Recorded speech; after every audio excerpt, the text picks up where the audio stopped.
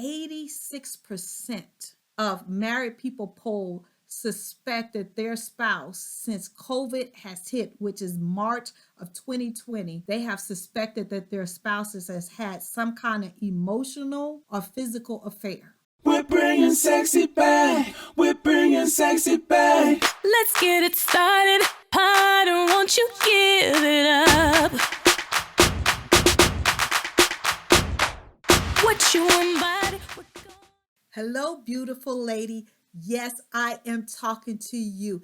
It is Thursday, and you know what goes down here on Thursday. Wife Life with Dr. Gail goes down here on Thursday. So do me a favor. Make sure you're hitting the subscribe button and the little bell right next to it, so you will know when I go live. And tonight, I want to talk to you about something that is running crazy in our marriages. And it's just breaking my heart, right? It is literally breaking my heart because as a licensed marriage counselor and all the different titles that I have, it just breaks my heart because I want to see marriages win. Just know that I do this work because I want to see marriages win. It has never been about the money. God has blessed me in this industry, but it's all about you and your spouse winning at this thing called marriage, okay? So just know that. But I just want to say that 86% of married people polled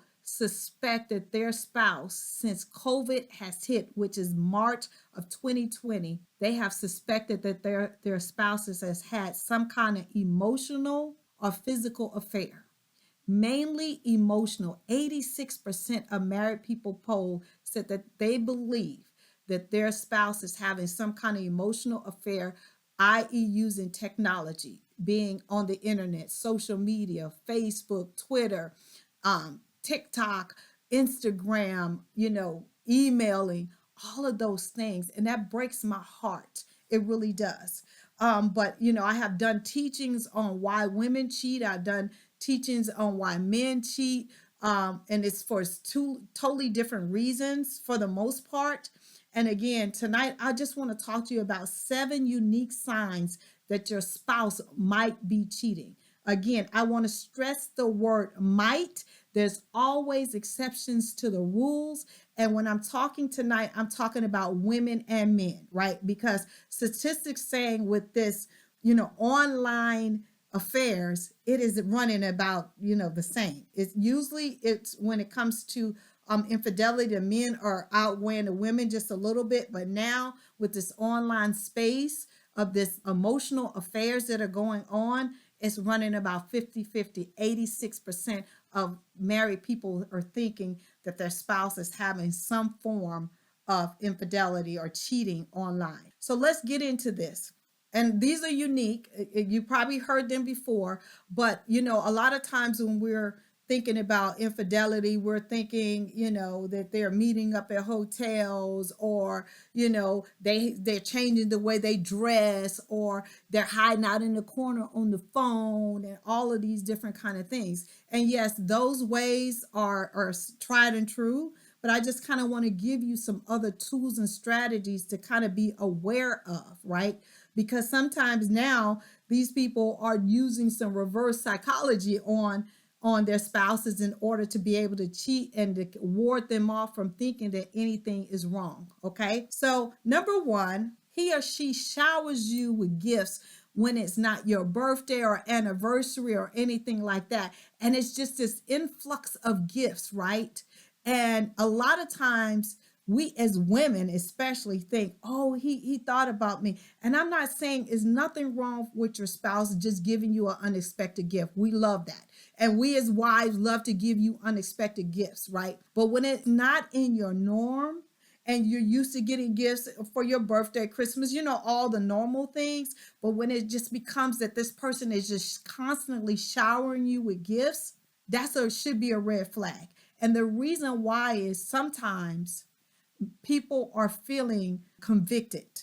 They don't want to be in this emotional or physical affair. So they think showering you with gifts makes them feel better because they know that excites you. And so that will kind of take some of the pressure off of them and make them feel better about what they're doing. Number 2, he or she suddenly is passionate about new interest that you tried to get them to be interested in the past, right?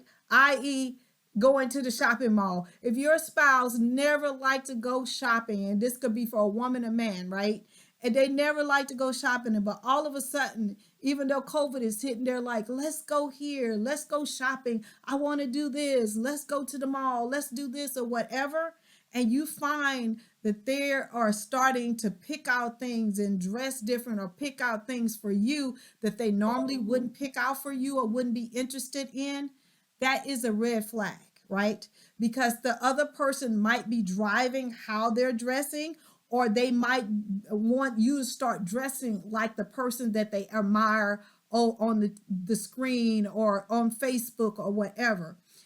Just be mindful of that. And again, I'm giving you some unique things to look at. And I also use the word might, right? Because this is not a blanket statement. These are not blanket things. But again, 86% of people are feeling like something is not right. So I just wanted to give you some things to kind of hone in on again. Number 3, he or she started to act very, very insecure. If your spouse is normally very confident in who they are, whether it's a woman or a man, right? And they're usually very confident, and they begin to question. They begin to question the type of job that they have, the kind of car that they drive, if they're, need to lose weight, or if they need to gain weight, if they need to buff up, or if they need to slim down. All of those things are signs that something's not right. Now, again, there's nothing wrong with wanting to take your career to a whole nother level.